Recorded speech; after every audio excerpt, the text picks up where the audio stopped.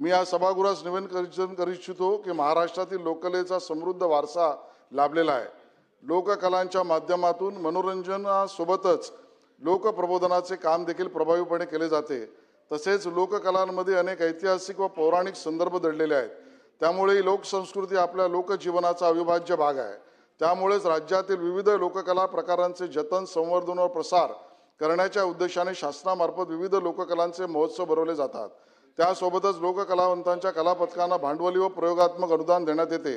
सन 2008 पासून लोककला अनुदान पॅकेज ज्याचा उल्लेख आपण केला शासनाने सुरुवात केली। त्यामध्ये तमाशा, दशावतार, शाहिरी, खडी गंमत, संगीत बारी यासारख्या कला प्रकारांना सदर अनुदान देण्यात येते। भास्करराव, या योजनेत आता यापुढे हा निर्णय घोषित करतोय हे देवाभाऊचं सरकार आहे। बैठक नाही, निर्णय। काय निर्णय?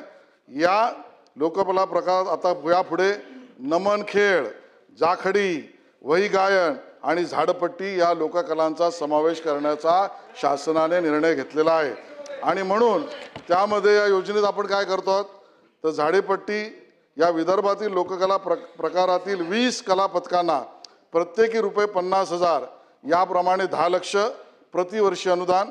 खानदेशातील वही गायन या महत्त्वाच्या लोककलात 20 कलापथकांना प्रत्येकी ₹50,000 प्रमाणे 10 लाख आणि कोकणातील नमन खेळे या 20 कलापथकांना ₹50,000 प्रमाणे 10 लाख प्रतिवर्षी अनुदान आणि कोकणातील जाखडी या कला प्रकाराला सुद्धा प्रत्येकी कलापथकाला ₹50,000 प्रमाणे 10 लाख ही आता आपण त्या ठिकाणी निर्णय या निवेदनाच्या माध्यमातून मी घोषित करतो। अध्यक्ष महोदय,